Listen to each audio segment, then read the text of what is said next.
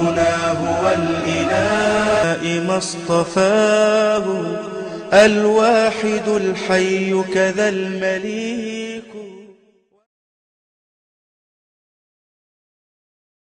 أعوذ بالله من الشيطان الرجيم. بسم الله الرحمن الرحيم.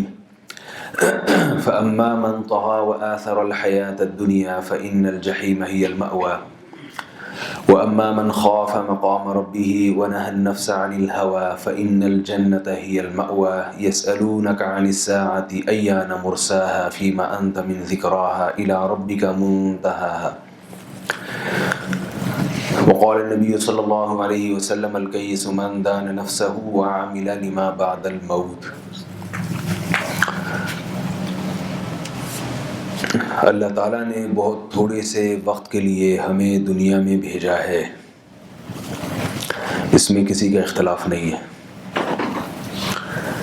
سب مانتے ہیں، جو مذہب کو ماننے والے ہیں وہ بھی، جو مذہب کے منکر ہیں وہ بھی،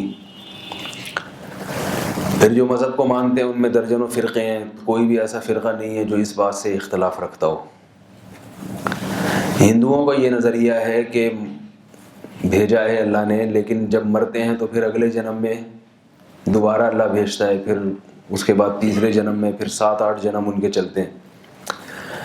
لیکن ابھی تک کوئی ایسا ہندو دریافت نہیں ہوا، سائنسدانوں نے کوئی ایسی ریسرچ ابھی تک کامیاب نہیں ہوئے کہ کسی ہندو کو یہ یاد ہو کہ میرا یہ دوسرا یا تیسرا جنم چل رہا ہے، تو اس لیے یہ بات درست معلوم نہیں ہوتی۔ ہم جب خواب کی دنیا سے بیدار ہو کر اس دنیا میں آتے ہیں تو ہمیں خواب کی زندگی تو یاد رہتی ہے نا کہ سوئے تھے، لیکن ہندو کہتے تو ہیں کہ 7 جنم ہیں، مگر کوئی ایسا بندہ دکھاؤ جس کو یاد ہو پرانا والا جنم، تو ایسی کوئی کہانی نہیں ہے۔ اسلام یہ کہتا ہے کہ ایک ہی جنم ہے اور ایک ہی دفعہ ملا ہے۔ حضرت عیسیٰ علیہ السلام جو آسمانوں پہ زندہ ہیں، تو وہ بھی جو پہلا جنم تھا وہی اللہ نے بہت طویل کر دیا ان کا۔ عیسائی کہتے ہیں کہ حضرت عیسیٰ علیہ السلام دنیا میں آئے تھے، پھر معاذ اللہ ان کو موت ہوئی، پھر وہ دوبارہ زندہ ہوئے، پھر آسمانوں پہ گئے۔ اسلام کیا کہتا ہے؟ نہیں، موت ہوئی نہیں ان کی، ولیکن شبہ لہم، ان جیسا انسان تھا جس کو سولی پہ چڑھا دیا گیا۔ حضرت عیسیٰ علیہ السلام کو اللہ نے آسمانوں پہ اٹھا لیا، تو اللہ نے بتا دیا کہ حضرت عیسیٰ علیہ السلام کو ہزاروں سال عمر ملی ہے، مگر وہ بھی کتنی دفعہ ملی ہے؟ بولیں بھائی آپ لوگ؟ ایک ہی دفعہ۔ 2 دفعہ زندگی کسی کو نہیں ملتی، ایک ہی دفعہ ملتی ہے۔ تو یہ بہت بڑی حقیقت ہے، جو چیز ایک دفعہ ملی ہو اس کی انسان قدر کرتا ہے۔ آپ صبح ناشتہ کرتے ہیں، اگر اچھا نہ ملے تو آپ کہتے ہیں چلو کل اچھا کر لیں گے، کیا خیال ہے؟ مہمان کو ایک دفعہ اچھا کھانا نہ کھلایا تو آپ اگلے ٹائم پہ اس کی تلافی کر لیتے ہیں، بھائی چلو آپ ابھی فی الحال مولوی صاحب دال پکی ہوئی تھی، اگلی دفعہ ہم کیا کر دیں گے؟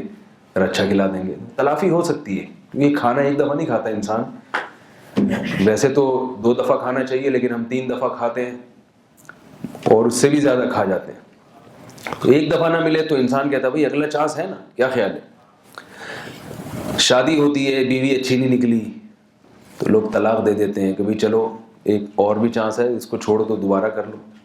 اگر آپ کو پتا ہو کہ جو ملی وہ قیامت تک وہی رہے گی، اس کو چھوڑ نہیں سکتے، تو پھر کیا ہوگا؟ جو نکاح جتنے ہو رہے ہیں وہ بھی بند ہو جائیں گے، لوگ اور ڈریں گے پتہ نہیں کیا کیا کیا مسئلہ ہو۔ یہ بھی اسلام میں جو طلاق ہے نا، یہ بھی ایک اللہ کی نعمت ہے۔ طلاق کوئی اچھا کام نہیں ہے، لیکن بہرحال اسلام نے ایک آپشن رکھا ہے۔ ہمارے ایک دوست نے بتایا کہ رشیا میں ایک غیر مسلم عورت ان کے پاس آئی، ان کی داڑھی دیکھ کے اس کو اندازہ ہوا کہ یہ مسلمان ہیں، اور آ کے کہنے لگی کہ شکر کرو تم مسلمان ہو۔ رشین عورت تھی، کمیونسٹ تھی، وہ مسلمان کو کیا کہہ رہی ہے کہ شکر کرو تم مسلمان ہو۔ کہہ رہے مجھے اس کی بات کا مطلب سمجھ میں نہیں آیا۔ بعد میں کہتے ہیں میں نے اس سے پوچھا کہ تم نے مجھے کیوں کہا کہ شکر کرو تم مسلمان ہو؟ تو وہ کہتی میں نے اس لیے کہا کہ تمہارے مذہب میں طلاق ہے، ہمارے مذہب میں نہیں۔ وہ یہودی تھی، سوری مجھے یاد آیا، کمیونسٹ نہیں تھی، وہ یہودی تھی۔ اس نے کہا ہمارے مذہب میں طلاق نہیں ہے۔ اس کا نقصان یہ ہے کہ میں اپنے شوہر سے نفرت کرتی ہوں، میرا شوہر مجھے ٹائم نہیں دیتا، محبت نہیں دیتا مجھے، لیکن میں نے 20-25 سال اسی نالائق آدمی کے ساتھ گزار دیے، کیونکہ ہمارے مذہب میں علیحدگی کا، میاں بیوی میں علیحدگی کا تصور نہیں ہے۔ نکاح تو ہوتا ہے مگر خلا یا طلاق نہیں ہے۔ تو نہ میں اپنے شوہر کی نہ کسی اور کی، پوری زندگی میری ایسے ہی گزر گئی ہے، گویا بغیر شوہر کے گزر گئی۔ تو ہمارا کیا ہے کہ بھائی ٹھیک ہے، نکاح ہوتا ہے، کوشش کرنی چاہیے، زندگی گزارنی چاہیے، برداشت کی قوت ہونی چاہیے انسان میں، لیکن اگر کسی بھی صورت میں نہ بن رہی ہو تو اسلام نے ایک راستہ علیحدگی کا بھی رکھا ہے، وَإِن يَتَفَرَّقَا يُغْنِ اللَّهُ كُلًّا مِن سَعَتِهِ، فرمایا فَإِمْسَاكٌ بِمَعْرُوفٍ أَوْ تَسْرِيحٌ بِإِحْسَان، محبت سے رہو، نہیں رہ سکتے تو محبت سے علیحدگی بھی اختیار کی جا سکتی ہے۔ اور اللہ نے فرمایا اگر دونوں الگ ہو جائیں گے تو پریشان نہ ہو، یغنی اللہ کلا من سعتی، اللہ دونوں کو اپنے فضل سے غنی کر دے گا، اس کو اچھا رشتہ کہیں اور دلا دے گا، تمہیں کہیں اور دوسری، اس کو اچھا شوہر مل جائے گا، وہ تمہیں اچھا نہیں سمجھ رہی تھی، تم بیوی کو اچھا نہیں سمجھ رہے تھے تو تمہیں کوئی ایسی بیوی دلا دے گا جس کو تم اچھے سمجھو، اس کو کوئی دوسرا شوہر دلا دے گا۔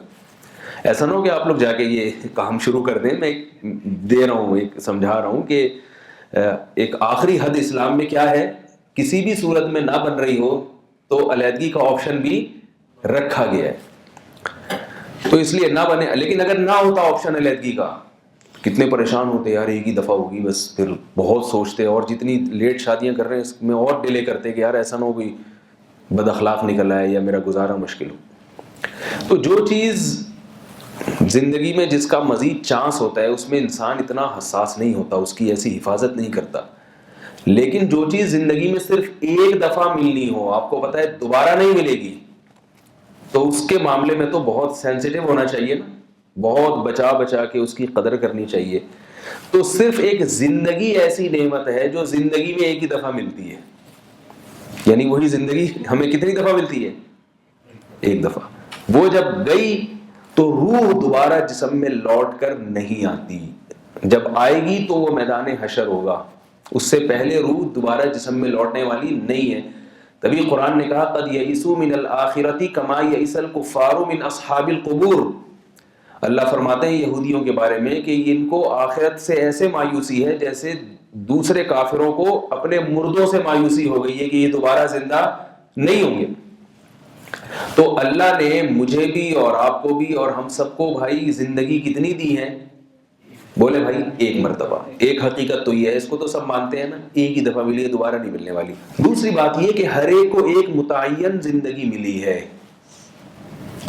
غیر مسلم ان کا نظریہ یہ ہے کہ ہمیں جب موت واقع ہوتی ہے تو ایک اتفاقی حادثہ ہوتا ہے جس سے ہم مر جاتے ہیں، حالانکہ ابھی زندہ رہنا چاہیے تھا۔ اسلام نے کیا بتایا، اللہ اس کے رسول نے کیا بتایا کہ جس وقت تم مرتے ہو تمہیں لگتا ہے کہ یہ اتفاقی حادثہ، مگر حقیقت میں تمہیں اسی وقت مرنا تھا، اس سے ایک سیکنڈ بھی تم زیادہ زندہ نہیں رہ سکتے تھے۔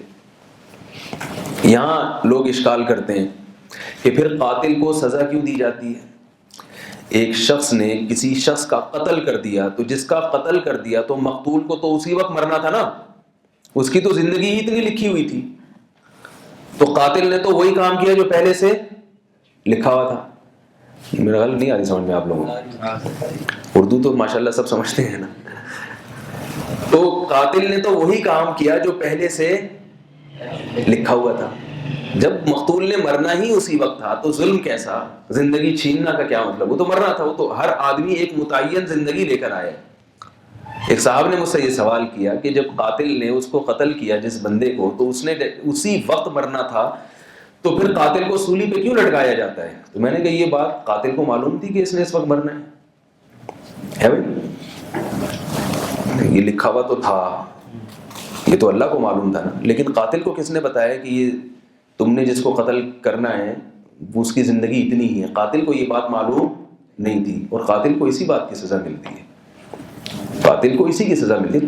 تم نے تو اپنے علم کے مطابق وہ کام کیا ہے جس کے تم مجاز نہیں تھے۔ چلتا پھرتا ہنستا کھیلتا انسان جو دیکھنے سے لگتا تھا کہ ابھی اس نے مزید زندہ رہنا ہے، تم نے کیا کیا؟ اس سے اس کی زندگی چھین لی ہے۔ تو تقدیر اللہ کے علم کا نام ہے، اس لیے ہم سے تقدیر کے حساب سے سوال نہیں ہوگا، ہم سے ہمارے علم کے حساب سے سوال ہوگا کہ تم نے کیوں اس سے زندگی چھینی، تم نے کیوں اس کو جان سے مارا، لہذا تمہیں بھی مارا جائے گا، لہذا تم جب سولی پہ لٹکو گے تو یہ کہا جائے گا تمہارا بھی اتنا ہی لکھا ہوا تھا، ٹھیک ہے نا، تمہارا بھی اتنا ہی لکھا ہوا تھا، تمہارے ساتھ بھی پھر ظلم نہیں ہو رہا۔ ایک آدمی نے کسی کو تھپڑ مارا نا کہ اور کہا کہ تقدیر میں لکھا ہوا تھا تھپڑ مارنا، اس لیے میں نے مارا ہے، تو اس نے جواب میں مکہ مارا، اس نے کہا پھر یہ بھی لکھا ہوا تھا، پھر یہ بھی لکھا ہوا تھا۔ تو لکھا ہوا جو کچھ ہے وہ تو اللہ کے علم میں ہے, ہمیں اس میں پڑھنے کی اجازت شریعت میں نہیں ہے. لیکن اتنی بات بہرحال ثابت ہوتی ہے کہ ہر آدمی ایک ٹائم لے کر دنیا میں آیا ہے اور ہر ایک کی زندگی دوسرے سے الگ ہے. نبی صلی اللہ علیہ وسلم نے ارشاد فرمایا, بچہ جب ماں کے پیٹ میں ہوتا ہے 4 مہینے میں اس میں روح پڑتی ہے تو ایک فرشتہ لکھ دیتا ہے کہ کتنے دن زندہ رہے گا. کچھ کے بارے میں لکھا ہوتا ہے چند سیکنڈ, لہذا وہ ماں کے پیٹ میں ہی مر جاتا ہے. ابھی زندگی ملی ہے اور دنیا میں آنے سے پہلے مر گیا. اور کسی کے بارے میں لکھتا ہے کہ یہ پیدائش کے 1 گھنٹے کے بعد مر جائے گا. کسی کے بارے میں لکھا ہوتا ہے کہ یہ 4 سال کے بعد مرے گا. کسی کے بارے میں لکھا ہوتا ہے 80 سال تک جیے گا. ابھی میں ایک بزرگ سے ملا کل, 80 سال ان کی عمر ہے, دیکھنے میں 60 سال کے بھی نہیں لگتے وہ. تو وہ مجھ سے کچھ مختلف قسم کے سوالات کر رہے تھے. میں نے کہا حضرت آپ ہم سے سوال نہ کریں, ہمیں سوال کرنے دیں. کیا سوال؟ میں نے کہا آپ کیا کھاتے ہیں, ٹھیک ہے نا. 80 سال کی عمر ہے آپ کی, ماشاءاللہ آپ تو بالکل جوان ہیں, ایسے چل پھر رہے ہیں, بھاگ دوڑ رہے ہیں. تو مجھے پتا چلا کہ وہ نہیں کھاتے, اس لیے ماشاءاللہ, یعنی بہت کم کھاتے ہیں وہ, اس لیے ماشاءاللہ اتنی عمر ہے. ہم سارا فوکس کرتے ہیں کس کو؟ کھانے کو. تو بھائی یہی تو سب سے بڑا مسئلہ ہے, کھانے سے ہی تو عمریں کم ہو رہی ہیں. کم کھائیں گے تو عمر بڑھ جائے گی, صحت اچھی ہوگی. تو ہر ایک کی عمر ہے. کسی کے بارے میں فرشتے نے لکھ دیا 100 سال جیے گا وہ. اب جس کے بارے میں 100 سال لکھ دیا, اس کو مارنے کی کوئی کتنی ہی کوشش کرے, گولیاں اس کے دائیں بائیں سے گزر جائیں گی, اس کو کوئی بھی گولی نہیں لگے گی. کتنے لوگ ہم نے دیکھے, میرے نانا تھے 40 سال کی عمر میں ان کو شوگر ہو گئی تھی. تو اتنی خطرناک شوگر کہ بس ابھی مرے ابھی مرے ابھی مرے ابھی مرے. ہر تھوڑے دن کے بعد اطلاع آتی تھی بھائی نانا جی بیمار ہو گئے ہیں, بس اب تو دنیا سے جانے والے ہیں جانے والے ہیں جانے والے ہیں. جو کہنے والے تھے نا وہ چلے گئے, جو ان کی عیادت کرنے جاتے تھے وہ مر گئے, جو ان کے علاج کروا رہے تھے وہ مر گئے. نانا ماشاءاللہ 99 سال میں ان کا انتقال ہوا ہے. سرگودا میں رہتے تھے, آپ وہاں سرگودا کے ہیں, جانتے ہوں گے. 99 سال میں ان کا انتقال ہوا. اور ایک دفعہ تو ایسا ہوا کہ پورے رشتہ دار پاکستان سے جمع ہو گئے. ان کے بیٹے نے بتایا کہ اب تو بس جانے ہی والے ہیں. بستر پہ لیٹ گئے تھے اور بوڑھے بھی ہو گئے تھے بہت, اور اب بس آنکھ لگنے والی ہے. ہمارے ایک ماموں مرچنٹ نیوی میں کیپٹن بھی ہیں, تو وہ شپ چھوڑ کر آ گئے کہ میرے ابا کا وہ جنازہ اٹھنے والا ہے, ان کی موت ہونے والی ہے, آخری وقت میں اپنے ابا کے ساتھ گزاروں گا. کمپنی نے کہا کہ آپ کو جاب چھوڑنی پڑے گی. انہوں نے کہا نکال دو مجھے جاب سے. پھر آنکھیں بند ہوئی, دوبارہ کھل گئی. وہ سارے رشتہ دار واپس گئے جو ان کی میت اور ان کے جنازے میں شرکت کے لیے آئے ہوئے تھے, کیونکہ ڈاکٹروں نے جواب دے دیا تھا بھائی ابھی مر رہے ہیں, پھر بچ گئے. اس کے بعد بھی ماشاءاللہ 5-6 سال زندہ رہے.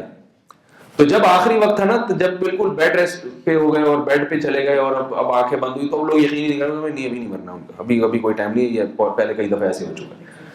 کیوں؟ فرشتے نے جب روح ڈالی تھی تو کیا لکھا تھا؟ 99 سال. 99 تو وہ کہتے تھے, حقیقت اللہ ہی جانتا ہے, کیونکہ پہلے لوگوں کو عمریں جو بتائی جاتی تھی نا وہ ایسے بتاتے تھے 1902 میں یہ واقعہ ہوا تھا, مجھے یاد ہے. اپنی ڈیٹ آف برتھ تو ان کو معلوم ہی نہیں, وہ 1902 کی باتیں کیا کرتے تھے. نانا ہمارے 1902 میں ایسا ہوا. قائد اعظم کے زمانے میں وہ جوان تھے, تو ہم حیران ہوتے تھے. ہم کہتے تھے آپ نے تو پوری دنیا بنتے ہوئے دیکھی ہے, جو ابھی جو چل رہا ہے حساب کتاب. تو فرشتے نے لکھ دیا 99 سال. لا یستأخرون ساعۃ ولا یستقدمون. قرآن کہہ رہا ہے 1 سیکنڈ بھی پیچھے نہیں ہو سکتے, اور جو ٹائم لکھا ہے اس سے 1 سیکنڈ بھی آگے نہیں ہو سکتے. سلیمان علیہ السلام کا واقعہ بتایا جاتا ہے نا, مجھے نہیں پتا یہ مستند ہے یا نہیں ہے کوئی صحیح, لیکن اس واقعے کا جو مضمون ہے وہ بہرحال صحیح ہے. اس سے جو مضمون ثابت ہوتا ہے وہ شریعت کے مطابق ہے. وہ کہتے ہیں سلیمان علیہ السلام کے دور میں کیا ہوا ہے کہ موت کا فرشتہ آیا اور ایک آدمی کو گھور گھور کے دیکھنے لگا, ایسے یوں کر کے دیکھ رہا ہے اس کو. موت کا فرشتہ اگر کسی کو غور سے دیکھ لے اور آپ کو پتہ چلے کہ یہ موت ہی کا فرشتہ ہے, تو فرشتے کو آنے کی ضرورت نہیں ہے. میرا خیال ہے اگلی دفعہ تو آپ کی روح ویسے ہی نکل جائے گی. کیا خیال ہے؟ دوبارہ فرشتے کی حاضری کی ضرورت نہیں ہے. تو فرشتہ ایک آدمی کو گھور گھور کے دیکھ رہا تھا, پھر چلا گیا. تو اس شخص نے حضرت سلیمان سے پوچھا یہ کون ہے؟ تو حضرت سلیمان نے علیہ السلام نے فرمایا یہ موت کا فرشتہ ہے, تجھے دیکھ رہا تھا. تو آدمی ڈر گیا. اس نے بولا اس کا مطلب ہے مجھے ٹریس کر کے گیا, یہ میں یہاں بیٹھا ہوں, وہ آئے گا میری روح نکالنے. تو آپ ہواؤں کو اللہ نے آپ کے تابع بنا دیے, آپ ہوا کو حکم دے مجھے اٹھا کے ہندوستان پہنچا دے. مجھے اٹھا کے ہندوستان پہنچا دے تاکہ میں مروں نہیں ابھی. حضرت سلیمان نے ہوا کو حکم دیا, وہ ہوا نے اٹھا کے پہنچا دیا. تھوڑی دیر میں آ کے حضرت سلیمان کو اطلاع ملی کہ اس آدمی کا ہندوستان میں انتقال ہو چکا ہے. تو حضرت سلیمان نے موت کے فرشتے سے پوچھا, بھائی تو اس کو گھور گھور کے کیوں دیکھ رہا تھا؟ تو موت کے فرشتے نے کہا کہ اللہ نے مجھے حکم دیا تھا کہ فلاں دن اتنے بج کے اتنے منٹ پہ ہندوستان میں فلاں مقام پہ اس بندے کی جان نکالو. میں دیکھ رہا تھا یہ یہاں کیا کر رہا ہے, میں دیکھ رہا تھا کہ یہ آدمی یہاں کیا کر رہا ہے, اس کو تو فلاں وقت پہ وہاں ہونا چاہیے تھا. اب یہ کتنے ہی تیز رفتار گھوڑے پہ بیٹھ کے جائے گا تو اس وقت میں ہندوستان میں یہ نہیں پہنچ سکتا. تو میں اس لیے حیران ہو رہا تھا کہ اللہ نے مجھے حکم کیا دیا ہے کہ فلاں وقت پہ فلاں بج کے فلاں منٹ پہ فلاں جگہ پہ اس کی جان نکال. اس وقت منٹ نہیں ہوتے تھے, میری اپنی تعبیر ہے, یعنی فلاں وقت اس کی جان نکالی جائے.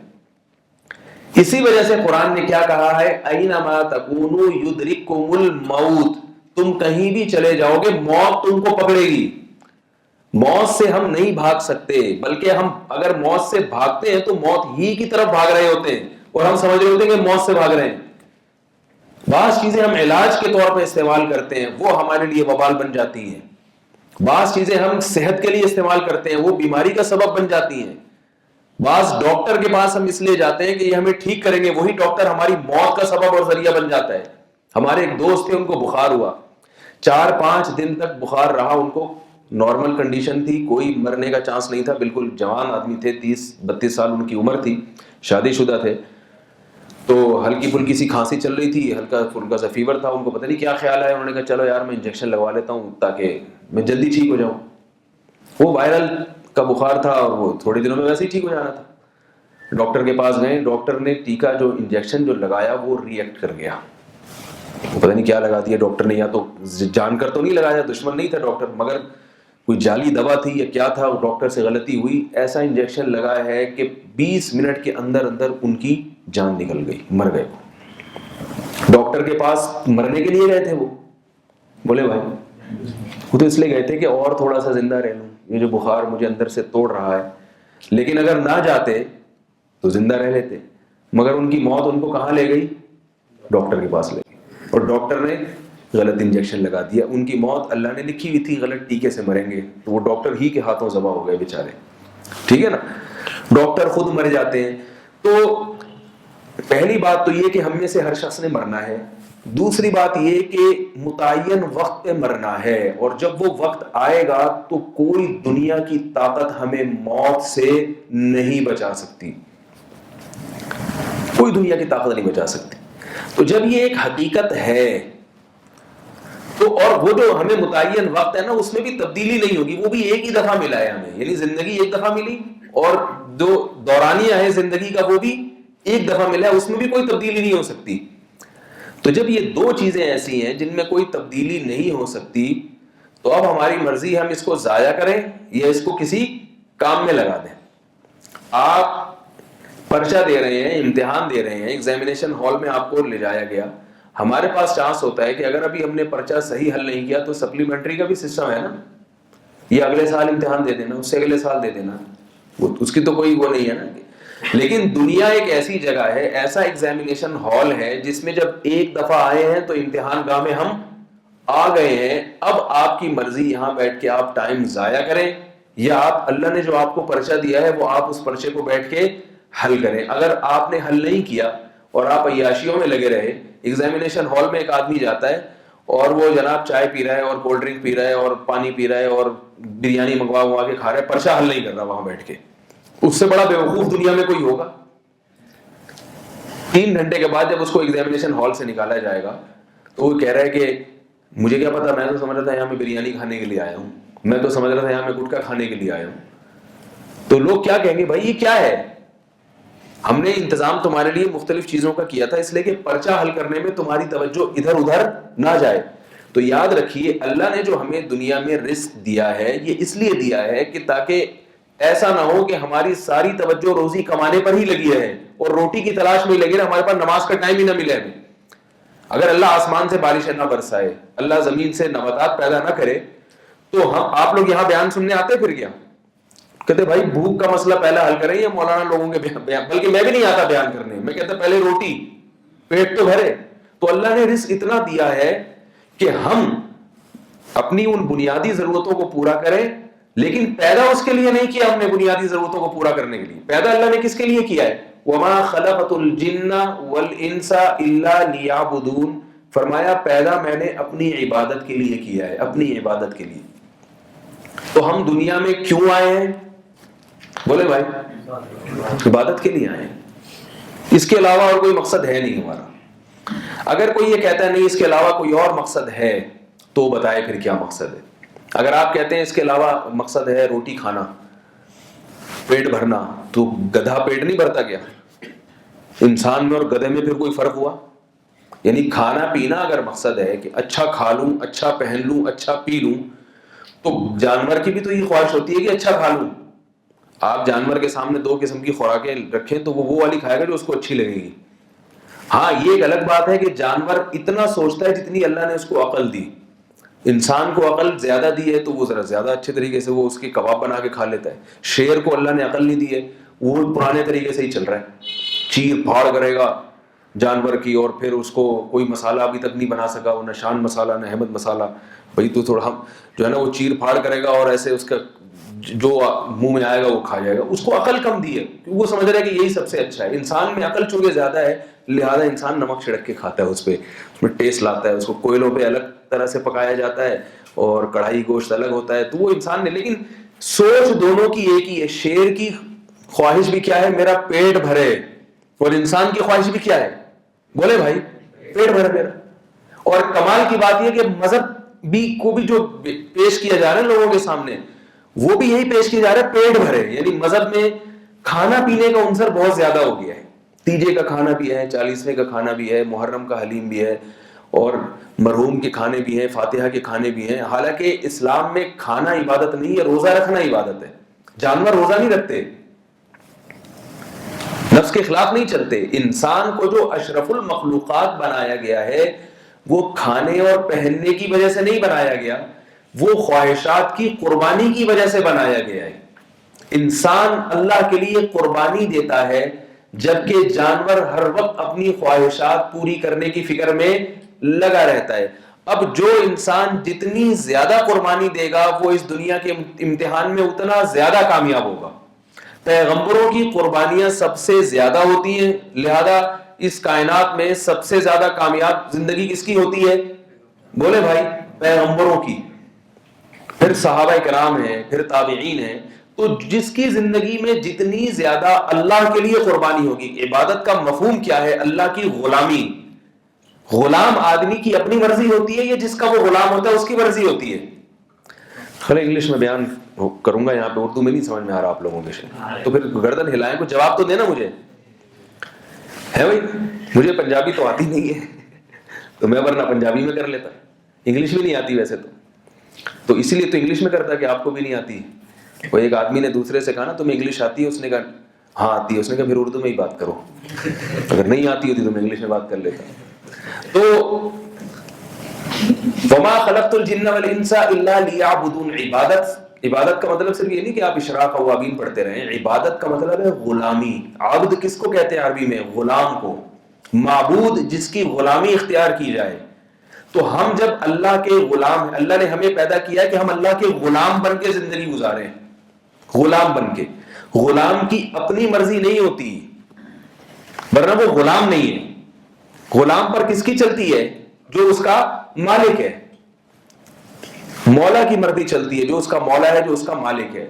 ہم چاہتے ہیں کہ ہم اپنی مرضی کی زندگی گزاریں، اور اللہ نے ہمیں امتحان کے لیے پیدا کیا. اللہ اس امتحان کا میں یہ دیکھنا چاہتے ہیں اپنی چلاتا ہے یا میری جو میں کہتا ہوں اس پہ چلتا ہے. یہ اللہ چاہتے ہیں. اگر آپ اللہ کے غلام بن کے زندگی گزارتے ہیں اور کہتے ہیں جیسے اللہ نے کہا ویسے زندگی چلاؤں گا، تو اس کا مطلب آپ اللہ کی عبادت کر رہے ہیں. جو آپ کو پیدا کرنے سے مقصد تھا اس مقصد میں آپ کامیاب ہو رہے ہیں. اور اگر آپ کہتے ہیں اپنی منمانی والی زندگی گزاروں گا، تو اس کا مطلب کیا ہوا؟ اللہ نے جس کام کے لیے آپ کو پیدا کیا تھا آپ اس کام پہ نہیں چل رہے. آفس میں اگر کوئی آپ کو تنخواہ بھی دے رہا ہو اور آپ کے ذمہ جو کام لگایا ہو اس کام کو آپ پورا کر کے نہ دیں تو وہ تنخواہ دے گا آپ کو؟ آپ اپنی دکان میں کسی کو ملازم رکھتے ہیں، آپ نے کہا صبح 9 بجے آ کے اسٹور کھولنا ہے اور کسٹمر کو چیزیں دینی ہے، اور یہ بھی کرنا ہے, اور ہاں کھانا بھی کھا لینا, کیونکہ آپ کو پتا ہے کہ یار بھوک لگے گی تو کام نہیں صحیح کرے گا, جب لنچ ٹائم ہو تو کھانا بھی کھا لینا. وہ ملازم پوچھ رہے چائے پی سکتا ہوں, ہاں چائے بھی پی لینا. گٹکے کا عادی ہوں, کھا چل بھائی گٹکا بھی کھا لینا. کام پہ توجہ زیادہ دینا.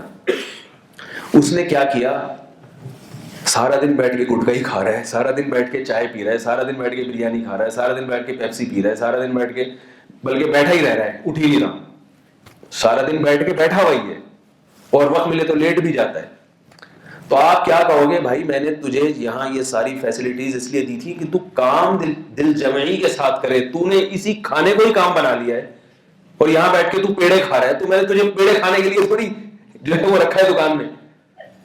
تو اللہ بھی ہم سے ہی کہہ رہے ہیں میں نے انسان کو اشرف المخلوقات بنایا, جانوروں کو وہ حقوق نہیں دیے جو انسان کو دیے. لقد خلقنا الانسان فی احسن تقویم, ہم نے انسان کو بہترین تقویم پر پیدا کیا ہے, بہترین انسان کو حسن و جمال دیا گیا ہے, انسان کو ذہانت دی گئی ہے, علمہ البیان, انسان کو بولنا سکھایا ہے. جانور نہیں بولتے, اپنی بات کو بیان نہیں کر پاتے, جو ان کے دل کی خواہش ہوگی اس کو صحیح طرح سے وہ ڈیفائن نہیں کر پاتے. انسان ہے جو دل میں جو بات آتی ہے وہ زبان سے کہہ دیتا ہے. بہت ساری چیزیں ہیں جس میں انسان کو اللہ نے جانوروں سے ممتاز بنایا ہے, پھر پوری کائنات کو اس کی خدمت میں لگایا. تو یہ ساری فیسلٹیز اللہ نے ہمیں دی ہیں. کیا ہم اللہ کے لاڈلے تھے, یا ہم نے کوئی پہلے ایسے کام کیے ماضی میں جس کی وجہ سے ہمیں یہ ساری چیزیں مل گئیں؟ ظاہر ہے ایسا کچھ نہیں. یہ تو ہمیں پہلا جنم ہے ہمارا اور آخری جنم ہے. یا تو ہم اس سے پہلے پیدا ہوئے ہوتے تو کچھ ایسے کارنامے کر کے گئے ہوتے تو اللہ نے کہا ہوتا چلو اگلے جنم میں تم بیٹھ کے کھاؤ گے, بس پچھلے جنم کا حساب چکاؤں گا میں. تو جنم تو نہیں ہے, ایک ہی ہے, اور اس میں ہمیں اتنی ساری فیسلٹیز مل رہی ہیں, اتنی ساری سہولتیں مل رہی ہیں, پوری کائنات ہماری خدمت کر رہی ہے. تو ہم یہاں بیٹھ کے کیا کر رہے ہیں؟ ابھی میں نے بتایا نا کیا کر رہے ہیں, زبان سے تو بولیں پیڑے کھا نہیں رہے, یہ تو کھا تو جانور بھی رہے, ہم پیڑے کھا رہے ہیں. میرا کچھ دن پہلے بیان ہوا تو میں نے اس میں یہ بات کی, ہمارے یہاں ایک اصطلاح ہے کہ جو آدمی کچھ بھی نہ کرے نا اور کھانے کے ٹائم پہ آ جائے اور ہر دفعہ ایسا کرتا رہے, ایک دفعہ ہوتا تو چلو ٹھیک ہے بھائی ہوگی, ہر دفعہ یہی کرتا ہے, تو اسے لوگ اصطلاح میں کیا کہا جاتا ہے, یہ صرف بیٹھ کے پیڑے کھاتا ہے, یہ پیڑے کھانے والا آدمی ہے. تو ہم پیڑے کھا رہے ہیں بیٹھ کے, تو بھائی یہ پیڑے سارے نکل جائیں گے آگے جا کے. یہ کافر ہے جو یہ کہتا ہے کہ ہمیں بے مقصد بنایا. وما خلقنا السماء والارض وما بینہما باطلا, اللہ فرماتے ہیں آسمان اور زمین میں جو کچھ ہے میں نے بیکار پیدا نہیں کیا, کسی مقصد سے پیدا کیا ہے. وہ باقی چیزوں کا مقصد تو ہے انسان کی خدمت, اور انسان کا مقصد کیا ہے؟ لیعبدون. اگر کوئی یہ کہتا ہے کہ نہیں ہماری پیدائش کا مقصد اللہ کی عبادت نہیں ہے, تو پھر ہم اس سے پوچھیں پھر صحیح مقصد کیا ہے وہ بتا دو بھائی. کسی کو خاموش کرنے کا, دلائل دینے کا ایک طریقہ یہ بھی ہے کہ یہ میرا نظریہ ہے, اگر آپ اس نظریے سے اختلاف کرتے ہیں تو پھر صحیح والا نظریہ بتا دیں اور اس کی دلیل بھی بتا دیں. میں ایک دفعہ منکرین حدیث سے مناظرہ ہوا, بحث ہوئی. منکرین حدیث تو جانتے ہیں نا, جو حدیث کے منکر ہیں, جو کہتے ہیں صرف قرآن کو فالو کرو, حدیث کو فالو نہ کرو. تو میرا بحث کرنے کا انداز ایسا ہے کہ میں کوشش کرتا ہوں مختصر بات ہو اور ذرا جامع ہو, زیادہ لمبی چوڑی بحث سے فائدہ نہیں ہوتا. تو ہمیشہ میرا اسٹائل یہی ہے بات کرنے کا. تو وہ منکر حدیث تھے, اچانک مجھے کہیں اتفاق سے مجھے بٹھا دیا گیا ان کے سامنے, بغیر کسی نہ میری کوئی تیاری تھی اس موضوع پر. تو وہ بار بار بخاری پر الزام لگا رہے تھے کہ صحیح بخاری میں حدیثیں غلط ہیں, اور صحیح مسلم میں حدیثیں غلط ہیں, اور یہ ترمذی میں حدیثیں غلط ہیں, اور یہ حدیث کی جتنی کتابیں ان میں کوئی بھی مستند نہیں ہے, سب ایسی غیر مستند. میں نے کہا پھر مستند کون سی ہے وہ والی بتا دیں آپ. کہہ رہے کوئی مستند کی ضرورت ہی نہیں ہے ہمیں, کیونکہ ہمارے لیے قرآن کافی ہے. ہمارے لیے کیا قرآن کافی ہے. میں نے کہا ٹھیک ہے قرآن کافی ہے. تو قرآن میں اللہ نے فرمایا وَيُعَلِّمُهُمُ الْكِتَابَ, نبی کا ایک مشن اور ایک ذمہ داری اللہ نے بتائی کہ نبی اس قرآن کو سکھائیں گے. نبی کیا کریں گے؟ قرآن سکھائیں. قرآن سمجھنے کے لیے نبی سے سیکھنا پڑا, ٹھیک ہے نا. تو آپ کیا نبی کے سکھائے ہوئے کے بغیر قرآن سیکھ سکتے ہیں؟ جب وہ نہیں سیکھ سکتے تو آپ کیسے سیکھیں گے؟ تو وہ نبی نے جو سکھایا ہے وہ اگر بخاری اور مسلم میں نہیں ہے تو پھر جس کتاب میں ہے بتا دیں, میں اس کو مان لوں. نہیں آ رہی میرا, آپ لوگ کی سمجھ میں نہیں آ رہی تو ان کی کہاں سے آئی ہوگی؟ تو بھائی پھر صحیح کتابیں بتا دو نا ہمیں. اگر آپ کہتے ہیں وہ کتابوں کی شکل میں نہیں تو کوئی آڈیو کی شکل میں ہوگا, کہ اس دور میں شاید ٹیپ ریکارڈ ایجاد ہو گیا اور نبی نے قرآن سکھانے کے لیے جو سکھایا تو سکھانے کے لیے کچھ زبان سے ارشاد فرمایا ہوگا نا, تو جو کچھ ارشاد فرمایا وہ آڈیو کی شکل میں آپ دکھا دیں, ٹھیک ہے, میں بخاری چھوڑ دوں گا, میں اس پہ ایمان لے آؤں گا. یا کوئی ویڈیو تو اس زمانے میں نہیں تھی, لیکن آڈیو کون سا تھی, تو کوئی ویڈیو دکھا دیں, کوئی آڈیو دکھا دیں, یا کوئی ایسی کتاب دکھا دیں, بخاری غلط ہے آپ کے وہ والی صحیح ہے, تو کوئی آلٹرنیٹ تو پیش کرو آپ. جب آپ کے پاس کوئی ہے ہی نہیں تو پھر بخاری اور مسلم پہ بیٹھ کے اعتراضات کرنا, اس کا مقصد ہے کہ آپ کا مقصد صرف اعتراض برائے اعتراض ہے, کیونکہ پھر تو قرآن ہی غلط ہو گیا نا. قرآن کہہ رہے ہیں نبی سکھائیں گے تو سمجھ میں آئے گا, اور نبی کا سکھایا ہوا اللہ نے معاذ اللہ ضائع کر دیا, تو اب اس کا مطلب آج قرآن تو پھر حجت ہے ہی نہیں. آج تو ہم اللہ سے کہہ سکتے ہیں اللہ جو نبی نے سکھایا تھا وہ تو پتہ نہیں کہاں ہے, یہ تو غلط ہوگی, کتابیں تو اوتھینٹک ہے ہی نہیں, تو اب ہم تو قرآن سمجھ ہی نہیں سکتے. جب سمجھ ہی نہیں سکتے تو عمل کیسے کریں گے ہم؟ تو میں نے کہا یہ تو آپ لوگوں کو قرآن سے بھی ہٹا رہے ہو. لیبل اچھا لگایا جاتا ہے, آج جتنی باطل فرقے ہیں نا وہ لیبل بہت اچھا لگاتے ہیں, ہم اہل قرآن ہیں, ہم قرآن کو فالو کر رہے ہیں, ورنہ مقصد ان کا قرآن کو فالو کرنا نہیں ہوتا, قرآن سے ہٹانا ہوتا ہے. تو میں اس لیے یہ سوال کرتا ہوں کہ اگر ہمارا یہ خیال ہے کہ ہمیں اللہ نے عبادت کے لیے پیدا نہیں کیا, تو پھر بتا دو کیوں پیدا کیا ہے. کوئی جواب نہیں ہے دنیا میں کسی سائنسدان کے پاس, بس ایک پھر تو یہی ہے کہ نائٹ کلبوں کے لیے پیدا کیا ہے, عیاشی کے لیے پیدا کیا ہے, کھانے پینے کے لیے پیدا کیا ہے. تو اس کا اللہ نے قرآن میں جواب دے دیا, وما خلقنا السماوات والارض وما بینہما لاعبین, ہم نے اس کائنات کو کھیل تماشے کے لیے پیدا نہیں کیا. یہ اللہ کے بارے میں اللہ پر یہ الزام ہے کہ ویسے ہی بنا دیا, بس ناچو گاؤ کھاؤ پیو موج مستی کرو مر جاؤ, پھر تمہارے بچے یہ کام کریں. جانور کے تو یہی ہوتا ہے کہ جانور پہلے خود جتنی اللہ نے اس کو صلاحیت دی اس حساب سے اپنی زندگی گزارتا ہے, اس کے بعد پھر اس کے بچے گزارتے ہیں اور ان کے بچے گزارتے ہیں, یہی چلا رہا ہے. تو انسان بھی اگر ایسا ہی ہے تو انسان اور جانوروں میں پھر کوئی فرق نہیں ہے. انسان کو ایک مشن دے کے بھیجا ہے کہ یہ میری مان کے چلتا ہے یا میری نافرمانی کرتا ہے. مان کے چلنے والے لوگ اچھے لوگ کہلائیں گے, جو مان کے نہیں چلتے وہ کیا کہلائیں گے, برے لوگ کہلائیں گے. اچھوں کے لیے اللہ نے کیا رکھی ہے, جنت رکھی ہے. بروں کے لیے اللہ نے کیا رکھا ہے, جہنم کا عذاب رکھا ہے بروں کے لیے. یہ ایک حقیقت ہے, ہم مانے نہ مانے, یہ اللہ کا بنایا ہوا نظام ہے. تو اچھی زندگی جس کو اللہ نے اچھی زندگی کہا وہ ہماری زندگی ہے, اور وہ ایک ہی دفعہ ملی ہے ہمیں, ہماری مرضی کہ وہ اچھی گزارے یا بری گزارے. تو جو وقت گزر رہا ہے وہ دوبارہ لوٹ کر نہیں آ رہا, وہ دوبارہ لوٹ کر نہیں آ رہا. جو نیکی جس نیکی کا ہمیں موقع مل گیا وہ دوبارہ نہیں ملے گا. آپ کہہ سکتے ہیں کہ نیکی کے موقع تو بار بار ملتے ہیں, تو وہ جو دوسری دفعہ مل رہا ہے نا وہ اگلی نیکی ہے, پچھلی والی کا موقع کیا. آپ نے کسی غریب کو دیکھا بھوکا ہے, آپ کا دل چاہا کہ میں اس کو کھانا کھلا دوں, آپ نے نہیں کھلایا کہ چھوڑو بعد میں کھلا دوں گا.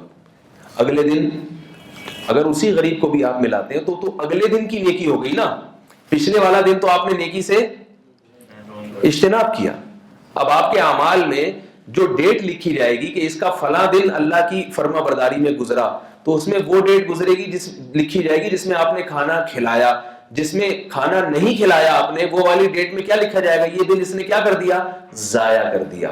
اس کے پاس کمانے کا موقع تھا مگر اس نے نہیں کمایا. دنیا میں تو یہ چیزیں بہت اچھی طرح سمجھ میں آتی ہیں. آپ نے ایک ملازم دکان پہ بٹھا دیا, ملازم آپ نے دکان پہ بٹھا کے کہا کہ جتنے بھی کسٹمر آئے نا سب کو آج کی اصطلاح میں ٹوپی کرانا ہے, ٹھیک ہے نا, سب کو مال بکوانا ہے, سب کو ہے نا چونا لگانا ہے, بس کسی طرح کوئی کسٹمر بھی جانا نہیں چاہیے. تبھی آپ نے دیکھا ہوگا کہ بازاروں میں جب آپ چلتے ہیں تو دکاندار کیسے بلاتے ہیں.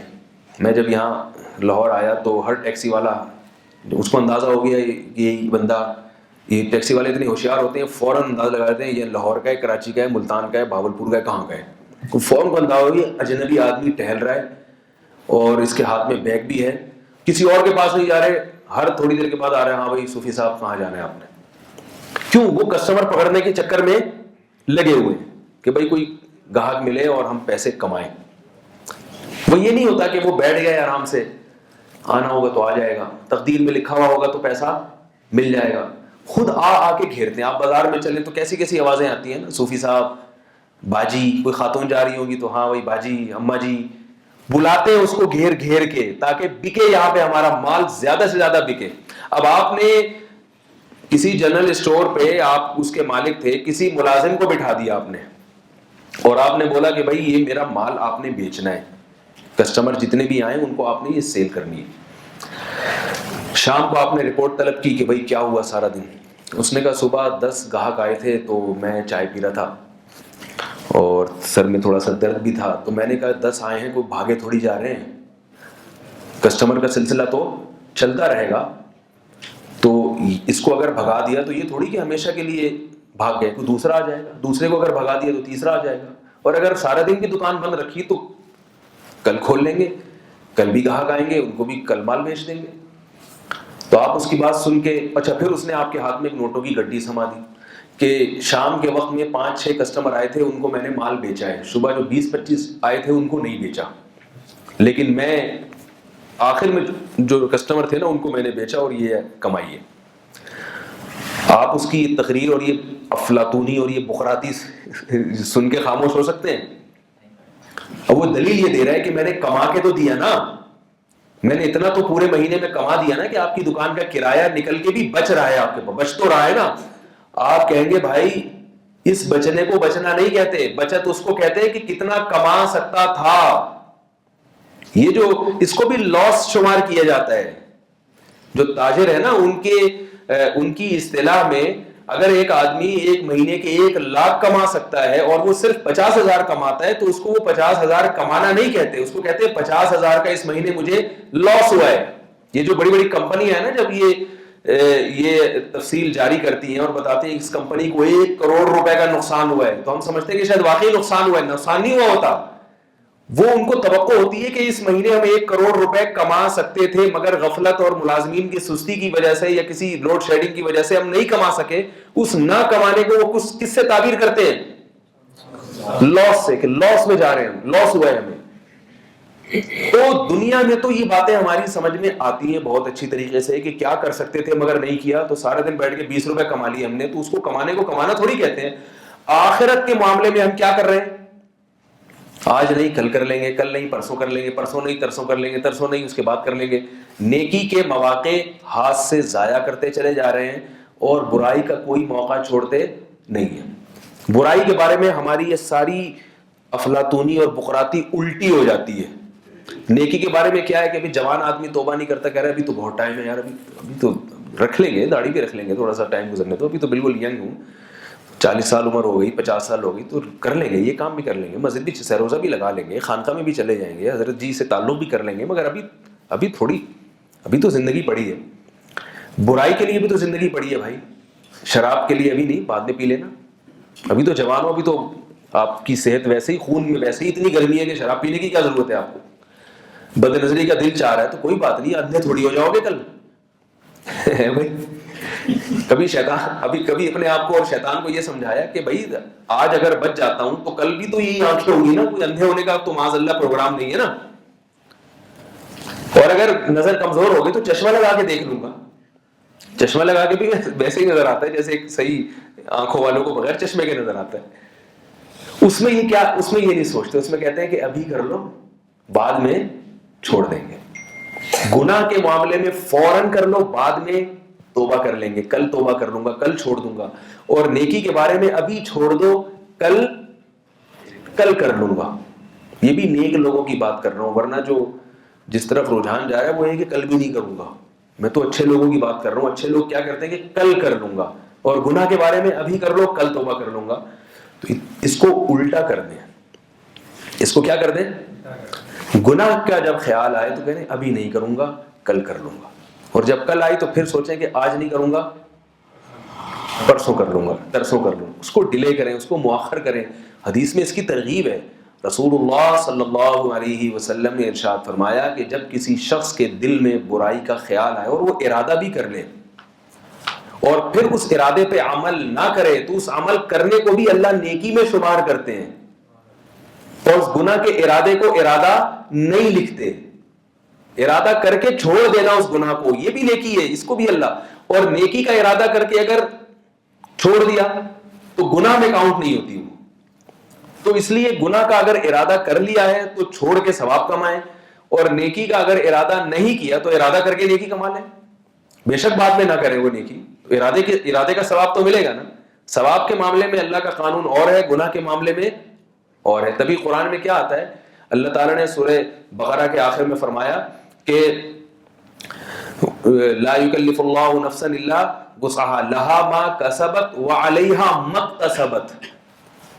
اللہ فرماتے ہیں لہا اس کو وہ نیکی کا ثواب ملے گا ما کسبت جو اس نے کمائی, وعلیہا اور اس گناہ کا عذاب بھی ہوگا مکتسبت جو اس نے کمائی. اردو میں تو اس کا ترجمہ کمانا ہے, یعنی جو شخص نیکی کمائے گا تو نیکی کمانے کا ثواب بھی ملے گا, اور جو گناہ کمائے گا اسے گناہ کمانے کا عذاب بھی ملے گا.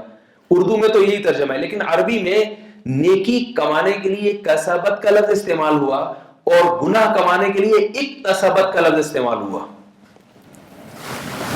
نہیں آ رہا سمجھ میں؟ اتنا تو سمجھ میں آ گیا نا, دو الگ الگ لفظ استعمال ہو رہے ہیں. نیکی کے بارے میں اللہ نے فرمایا جب نیکی کا جب تم کسب کرو گے تو تمہیں ثواب ملے گا, اور گناہ کے بارے میں یہ نہیں فرمایا جب کسب کرو گے تو اکتساب کرو گے تو گناہ ملے گا. کسب کا مطلب بھی کمانا, اکتساب کا مطلب بھی کمانا, لیکن نیکی کے لیے کسب کا لفظ استعمال ہوا, کسب کا لفظ جس کو اردو میں کسب کہا جاتا ہے, اور گناہ کے لیے اکتساب کا لفظ استعمال ہوا. فرق کیا ہے؟ کسب غیر اختیاری چیز بھی ہوتی ہے اور اکتساب میں تکلف ہے, تھوڑا محنت کچھ کر کے کرنا پڑتا ہے. تو اللہ نے بتا دیا نیکی اگر اتفاق سے بھی ہو جائے تو گریوی میں بھی ثواب کیا ہوگا؟ ملے گا. اور گناہ کے لیے غلطی سے گناہ ہو جائے, اتفاق سے ہو جائے تو اس پہ اللہ تعالیٰ گناہ نہیں لکھتے, اس کے لیے باقاعدہ اکتساب کرنا پڑتا ہے. سمجھ میں نہیں آ رہی میرا خیال ہے؟ تو یہ اللہ کی کتنی بڑی رحمت ہے.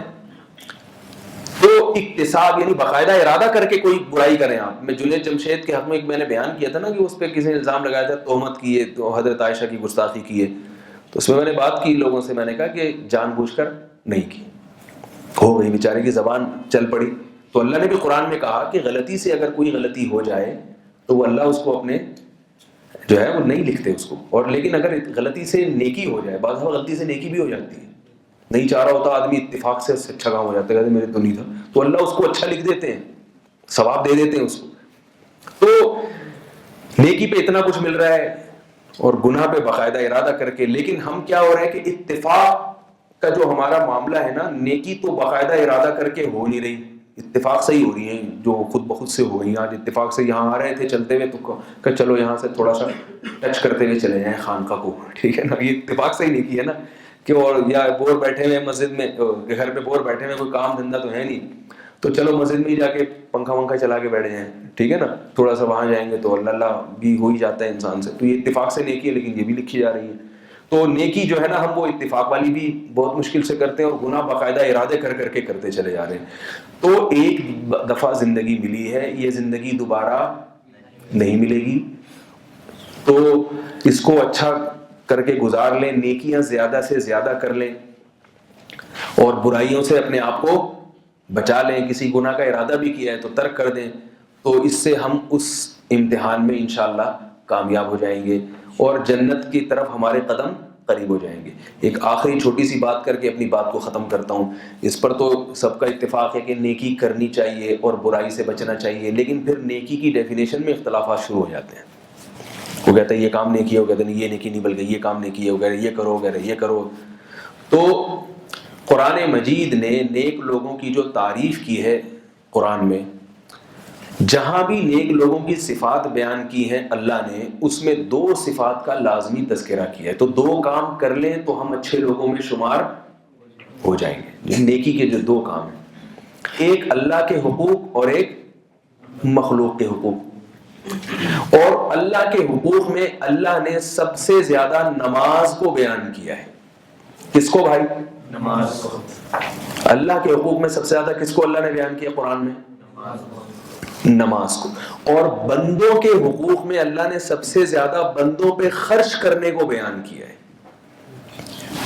نہیں یاری میرا خیال ہے بات, بندوں پہ خرچ کرنا. کیا خرچ کرنا؟ پیسے, معذرت کے ساتھ, کیونکہ آج کل ہر آدمی پیسے جمع کرنے میں لگا ہوا ہے, خرچ کرتے ہوئے ہر آدمی کی جان نکلتی ہے. لوگ ہوٹلوں میں بھی جاتے ہیں نا تو کہتے ہیں یار امریکن سسٹم کے تحت کھانا ہے یا پاکستانی طریقہ ہوگا. مجھے پہلے یہ اصطلاح معلوم نہیں تھی, 8-10 سال پرانی بات ہے. تو ہمارے دوست احباب تھے سب, میری بھی اچھی گپ شپ تھی, ہم سب ہوٹل گئے, ہم نے کہا چلو باہر جا کے کھانا کھاتے ہیں, چھٹی والا دن تھا. تو ایک لڑکا کہنے لگا یار امریکن سسٹم کے تحت کھانا ہے یا پاکستانی. میں نے کہا یہ کون سا سسٹم ہے بھائی؟ امریکن سسٹم کے کیا مطلب؟ لیٹ کے کھائیں گے ہم کھانا یا چل کے کھائیں گے؟ کیا امریکن تو وہ بھی اسی طرح ہی کھاتے ہیں بیٹھ کے ہم بھی. تو اس نے کہا نہیں امریکن سسٹم میں ہوتا ہے کہ کھائیں گے تو سب مل کے, مگر پیسہ ہر آدمی جو آرڈر کرے گا وہی اپنے اپنے پیسے دے گا. تو یہ امریکہ کا جیسے کلچر آ رہا ہے نا ہمارے معاشرے میں, وہی والی پینٹیں ہم پہن رہے ہیں, وہی والی شرٹیں ہم پہن رہے ہیں, وہی والے اسٹائل سے. ایک صاحب آئے وہ بات کرتے ہوئے ہل رہے ہیں, ایسا لگ رہا تھا ڈانس کر رہے ہیں, بالکل نوجوان سا لڑکا تھا. میں نے کہا یہ کس اسٹائل میں بات ہو رہی ہے, یہ جگہ پہ کھڑا کیوں نہیں ہو رہا, ہل کیوں رہا ہے, یہ وائبریشن پہ لگا ہوا ہے کیا, یہ وائبریشن پہ ہوا ہوا ہے کیا, یہ کیا مسئلہ ہے؟ تو انہوں نے کہا کہ یہ ابھی نیا نیا امریکہ گیا تھا تو وہاں اسٹائل سے بڑا متاثر ہوا ہے, تو وہ گورے اسی طرح ہی ہوتے ہیں, وہ ہلتے رہتے ہیں, ہنستے رہتے ہیں. میں نے تو نہیں گوروں کو اس طرح دیکھا, لیکن وہاں وہ کہہ رہے تھے کہ اس طرح ہوتے ہیں. تو وہیں سے آیا بھی تھوڑا اس کو سیٹنگ پہ آنے میں ٹائم لگے گا, تھوڑے دن لگیں گے, پھر یہ رک جائے گا اپنی جگہ پہ. ابھی بہت ہل رہا ہے. وہ کیوں ہلتے ہیں؟ وہ اس لیے کہ وہ لائف کو انجوائے کرنے کا کوئی موقع ہاتھ سے ضائع نہیں جانے دیتے. تو وہ کہتے ہیں کھڑے کھڑے تھوڑا سا ناچو تاکہ لائف کیا ہو, تھوڑی سی رنگین بن جائے. ان کی طبیعت میں سکون نہیں ہے نا, سکون نہیں ہے. یہ بات خوب یاد رکھیں, زیادہ بولنا, ہر وقت بولنا, ہر وقت لطیفے بازیاں, اس سے سکون نہیں ملتا. سکون اللہ نے اصل میں رکھا ہے خاموشی میں. سکون اصل میں کس میں ہے؟ خاموشی میں. آپ ان کے ہوٹلوں میں دیکھیں گے ہر وقت موسیقی چلتی ہے, ہر وقت. میں دبئی گیا بیان کے لیے, تو وہاں میں نے دیکھا لفٹ کے اندر بھی موسیقی, ہلکی لائٹ موسیقی چلتی رہتی ہے. کسی ہوٹل میں جاؤ وہاں بھی لائٹ موسیقی. تو میں تھک گیا نا, میں نے کہا یہ کیا ہے, ہر وقت شور کیوں ہے, یہ ختم کیوں نہیں ہو رہا, یہ کیسی بے سکونی ہے؟ تو انہوں نے بتایا کہ حضرت یہ سکون کے لیے لگایا ہوا ہے انہوں نے. میں نے کہا عجیب بات ہے, جو چیز بے سکونی ہے اس کو کیا کہہ رہے ہیں؟ سکون کہہ رہے ہیں. تو وجہ کیا ہے کہ زندگی جب فطرت سے ہٹ گئی, اللہ اس کے رسول کے احکام سے آپ نے بغاوت کر لی, تو اب ہر چیز, ہر غیر فطری چیز میں آپ کو سکون ملے گا. آپ جب شہد کھانا اور دودھ پینا چھوڑ دو گے تو آپ کو پان گٹکے میں مزہ آئے گا, یا جب پان گٹکا شروع کر دو گے تو آپ کو شہد اور دودھ میں تھوڑی مزہ آئے گا. پھر آج کے نوجوان کو آپ کہو نا لسی پیو, لسی ہضم ہی نہیں ہوگی اس کی, ٹھیک ہے, لسی ہضم ہی نہیں ہوگی, وہ گٹکے کھاتا ہے, وہ سگریٹ پیتا ہے. تو جب آپ کی زندگی نیچرل نہیں رہتی, تو جیسے آپ کی زندگی نیچرل نہیں ہے, تو آپ کو پھر غیر ایسی خوراکیں کھانی پڑیں گی جو انسان کی فطرت نہیں ہے. ہیروئن میں آپ کو مزہ آئے گا, چرس میں آپ کو مزہ آئے گا. اسی طرح جس چیز میں اللہ نے سکون رکھا تھا, سکون اللہ نے عبادت میں رکھا تھا. یہ سوئی کے ساتھ اللہ کی عبادت کی جائے. الا بذکر اللہ تطمئن القلوب. اللہ نے دلوں کا سکون کس میں رکھا ہے؟ اللہ کے ذکر میں رکھا ہے. جب آپ ذکر سے دور بھاگ گئے, اللہ کو یاد کرنے سے دور بھاگ گئے, تو پھر آپ کو ایسی چیزوں میں سکون محسوس ہوگا جس میں اللہ نے سکون رکھا نہیں ہے. تو جس چیز میں اللہ نے سکون رکھا نہیں ہے اس میں سکون ملے گا کیسے؟ محسوس ہونا الگ چیز ہے, وہ چیز مل جانا الگ چیز ہے. بعض چیزیں آپ کو ایسا لگتا ہے کہ مجھے یہ ملیں گی تو سکون ملے گا, حالانکہ اس میں ہوتا نہیں ہے. تو یہ لگ رہا ہے کہ موسیقی میں سکون ملے گا, مگر نہیں ملتا سکون. وہ وقتی مزہ ہے, وقتی طور پر, اس کے بعد دماغ خراب ہونے لگتا ہے انسان کا. خاموشی میں سکون ہے. تو وہ چونکہ اسلام سے دور ہے, مذہب سے دور ہے, ان کو سکون کے لیے ہر وقت انٹرٹینمنٹ چاہیے, ہر وقت کوئی نہ کوئی ایسا کام ہونا چاہیے جو نیا ہو. تبھی آپ ان کے فیشن دیکھیں مختلف. ہم لوگ بال بناتے ہیں ایک اسٹائل سے, میرے بال جب سے نکلے ایک ہی اسٹائل سے مانگ نکال رہا ہوں, ٹھیک ہے. مدرسے میں گئے تھے تو انہوں نے ٹرینڈ کراتی تھی, وہ ایک بہت اچھا خاصا مجاہدہ تھا, جاتے ہی چند دنوں کے بعد گنجے ہو گئے, ٹھیک ہے نا. تو اس کا کفارہ ادا کر رہا ہوں میں جو بڑے بال رکھتا ہوں. اتنے سال ہم گنجے رہے تو اب بال, لیکن بال جب سے رکھے ہیں تو ایک ہی طریقہ ہے, پیچھے ڈال دیے بس, زلفیں رکھ لی. گوروں کو اس میں سکون نہیں آتا. گورے کہتے ہیں ایک دن یہ والا اسٹائل ہونا چاہیے. اس کے بعد جب وہ بے چین ہوتے ہیں نا اندر سے, تو وہ اپنی پورا لائف اسٹائل کیا کرتے ہیں؟ چینج. اب وہ پھر بالوں کی آگے سے نکال کے یوں کر کے سائڈ کی مانگ نکالیں گے دوسرے دن. پھر وہ نیٹ پہ سرچ کرتے ہیں کوئی اور فیشن تو نہیں آیا. پھر دیکھیں گے وہ جو ہے نا جنگلی چوہے جیسے کسی کے سر پہ کانٹے رکھ کے آیا ہوا ہے وہ, تو پھر وہ بالوں کا وہ والا اسٹائل. پھر آدھا سر منڈوا لیں گے, آدھے بال رکھ لیں گے تاکہ میں دیکھنے میں نمایاں نظر آؤں, ایک الگ سا میرا اسٹائل ہو. یہ لوگ سمجھتے ہیں کہ وہ لائف کو انجوائے کر رہے ہیں, حالانکہ وہ لائف کو انجوائے بیچارے کر نہیں پا رہے ہیں. اس لیے وہ مصنوعی طریقے سے انجوائے کرنے کی کوشش کر رہے ہیں. لائف کو انجوائے تو اللہ کا شکر ہے ہم لوگ کر رہے ہیں, آرام سے بیٹھے ہوئے اسی میں خوش ہیں, اسی میں اللہ کا شکر ہے اسی میں خوش ہیں. ہمارے ایک ہی اسٹائل کی 20 سال ہو گئے, یہی بال ہیں. بہت سے لوگ, میں نے بہت سے علماء دیکھا سفید کپڑے پہنتے ہیں, اور بعض لوگ کیا روزانہ کرتوں کے اسٹائل ان کے بدل رہے ہیں. تو جو کافی عرصے سے ایک ہی قسم کے کپڑے پہن رہا ہے, بلکہ جو روزانہ جس کا لباس کا اسٹائل چینج ہو رہا ہے وہ سکون میں ہے, جو روزانہ یا ایک ہی اسٹائل کے کپڑے عرصے دراز سے پہنتا رہا ہے وہ سکون میں ہے. ظاہر ہے یہ سکون کی علامت ہے کہ تبھی وہ اس میں خوش ہے نا, تبھی تو وہ ویسے ہی پہنتا آ رہا ہے.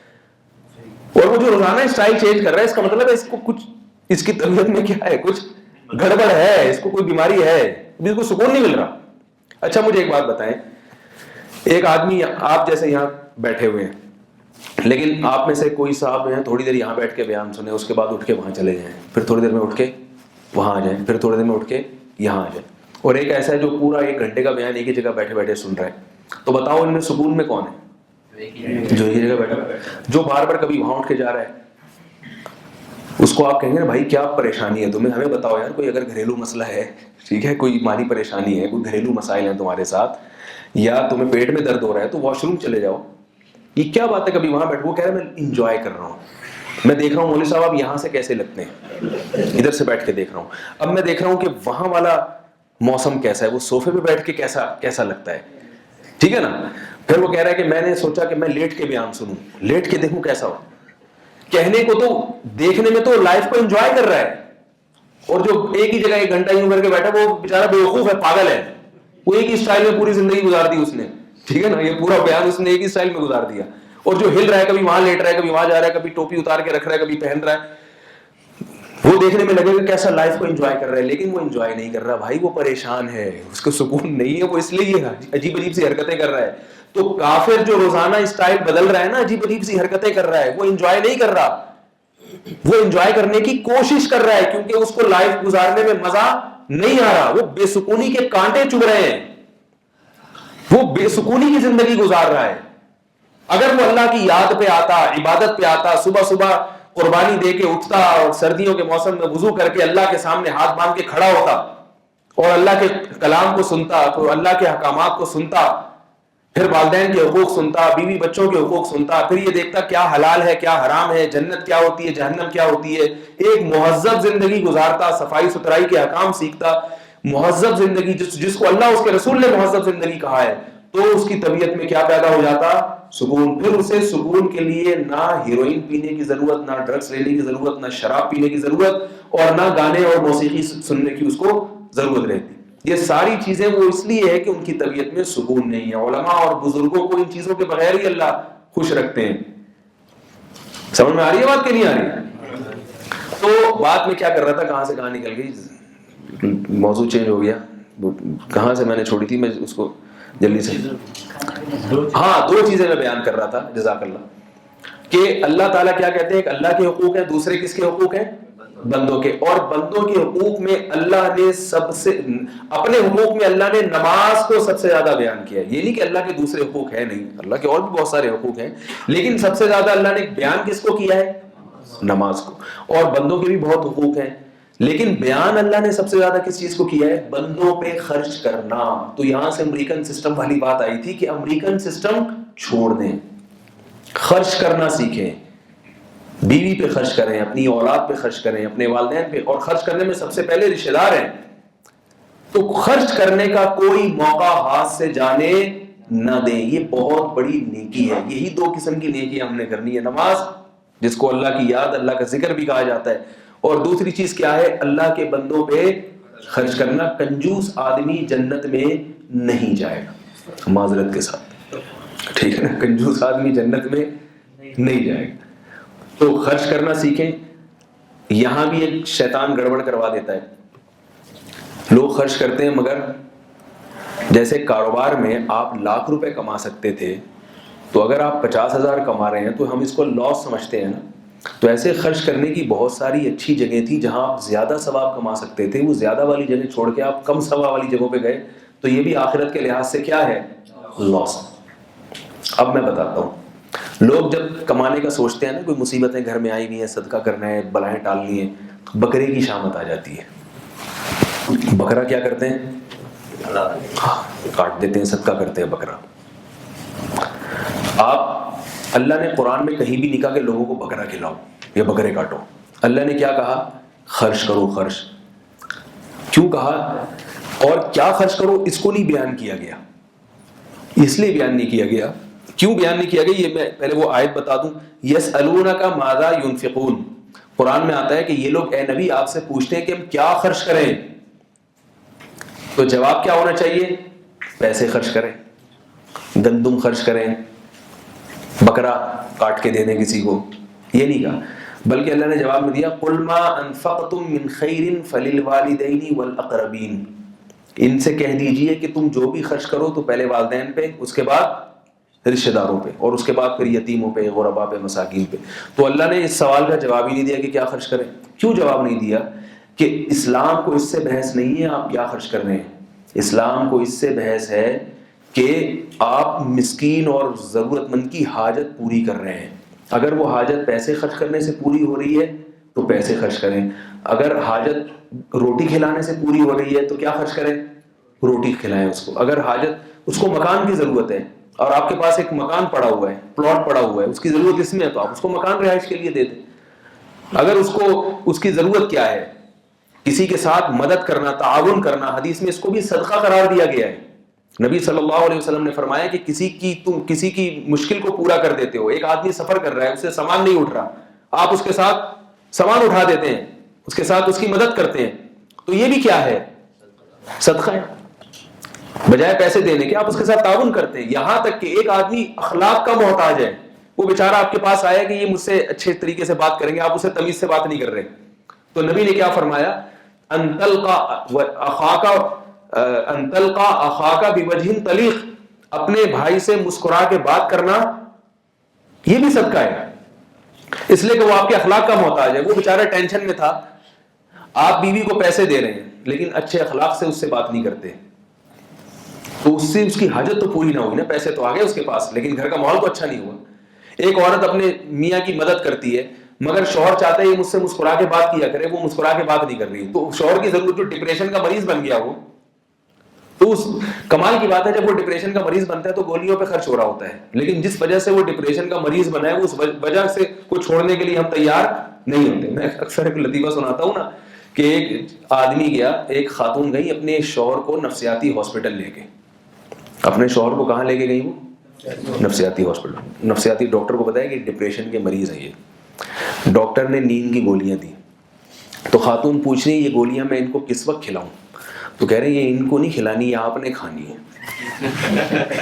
جتنا زیادہ سوئیں گی اتنا ہی زیادہ مریض کا حال اچھا ہو جائے گا. ٹھیک ہے, ڈاکٹر نے اندازہ لگا لیا کہ ان کے ہر وقت بولنے کی وجہ سے اور غلط سلط بولنے کی وجہ سے یہ بیمار ہوئے. تو ایسی خاتون اگر مسکرا کے بات کرنا سیکھ جائے تو یہ بھی کیا ہے؟ صدقہ ہے, یہ بھی مخلوق کی خدمت ہے.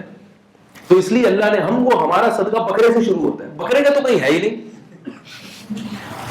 چھوٹا گوشت آج کل مالدار لوگوں کو کھانے کو نہیں مل رہا اور آپ غریبوں کو چھوٹا گوشت کھلا رہے ہیں. جتنے کا بکرا آتا ہے, 20,000 کا بکرا اگر آتا ہے تو 20,000 روپے آپ غریب کے ہاتھ پہ پکڑاؤ, اس پہ بکرے پہ زیادہ خوش ہوگا یا 20,000 پہ زیادہ خوش ہوگا وہ؟ میں اکثر لوگوں کو ایک مثال دیتا ہوں کہ آپ کو آپ کی کمپنی اگر تنخواہ میں پیسوں کے بجائے بکرے دینا شروع کر دے تو آپ خوش ہوگے اس پہ؟ بکرا پتہ نہیں کہاں سے آ گیا, صدقے کا بکرا. عجیب سی بات ہے, صدقے کا بکرا آ گیا. لوگ مجھے کہنے لگے یہ جہالت ہے کہ کالا بکرا لوگ کاٹتے ہیں. میں نے کہا بکرا کاٹنا جہالت ہے, سفید ہی کیوں نہ ہو.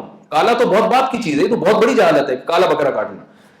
غریب کی حاجت پوری کریں بھائی. اس کو اگر اس کی بچی کی شادی نہیں ہو رہی جہیز کی وجہ سے, جہیز غیر اسلامی رسم ہے, لیکن اگر نہیں ہو رہی بیچاری کی, وہ اس کا داماد جو ہے وہ بڑا نالائق ہے, وہ جہیز کے بغیر شادی نہیں کر رہا, تو اس بچی کو جہیز بنا کے دے دینا یہ کیا ہے؟ یہ صدقہ ہے, یہ انسانیت کی خدمت ہے.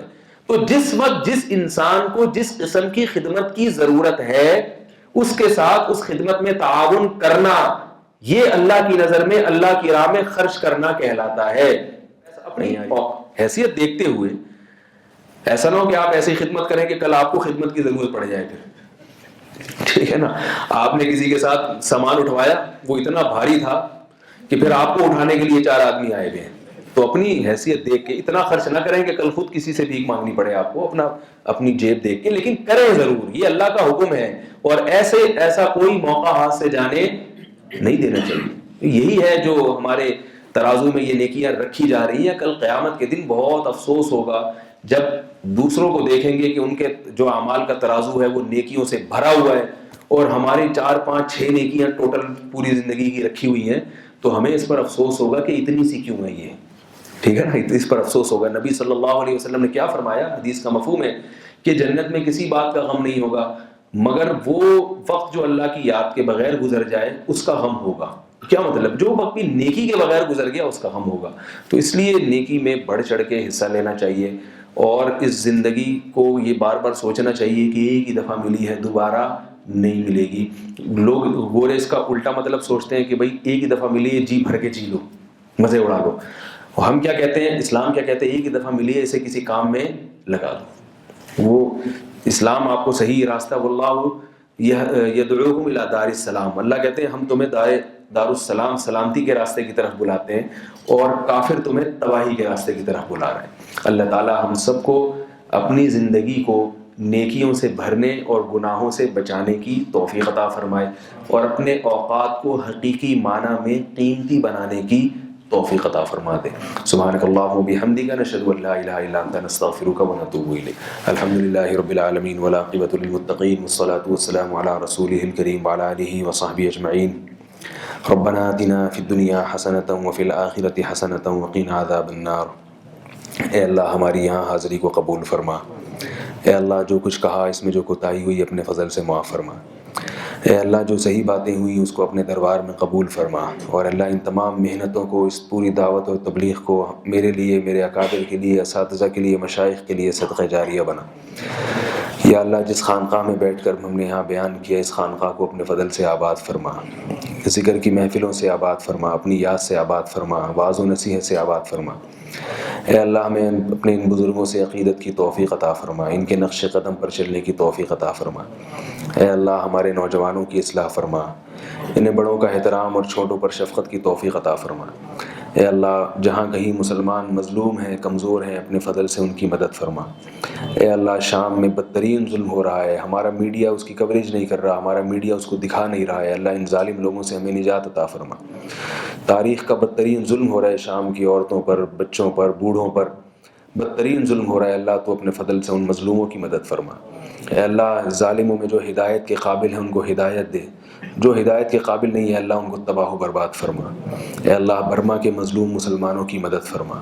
اے اللہ برما کے مظلوم مسلمانوں کی مدد فرما, فلسطین کے مظلوم مسلمانوں کی مدد فرما, افغانستان میں, عراق میں اور پوری دنیا میں جہاں جہاں بھی, چیچنیا میں, جہاں جہاں بھی مسلمان مظلوم ہیں اللہ تو اپنے فضل سے ان کی مدد فرما, غیب سے ان کے لیے اللہ انتظام فرما. اور ہماری جو ان کے بارے میں ذمہ داری ہے جو تو نے ہمارے کندھوں پہ ڈالی ہے اللہ ہمیں اس ذمہ داری کو آسان طریقے سے پورا کرنے کی توفیق عطا فرما. اے اللہ ہم کو ہر صغیرہ اور کبیرہ گناہ سے بچنے کی توفیق عطا فرما. اے اللہ ہم سب کو جنت کے راستے پر چلنے کی توفیق عطا فرما, اپنے اوقات کو قیمتی بنانے کی توفیق عطا فرما. اے اللہ ہم میں جو بیمار ہیں ان کو شفاء کامل عاجل عطا فرما. اللہم انا نسألک من خیر ما سألک منہ نبیک محمد صلی اللہ علیہ وسلم, ونعوذ بک من شر ما استعاذک منہ نبیک محمد صلی اللہ علیہ وسلم. انت المستعان وعلیک البلاغ ولا حول ولا قوة الا باللہ. صلی اللہ تعالی علی خیر خلقہ محمد وعلى آله وصحبه أجمعين برحمتك يا أرحم الراحمين. الله ربنا هو الإله ما اصطفاه, الواحد الحي كذا المليك.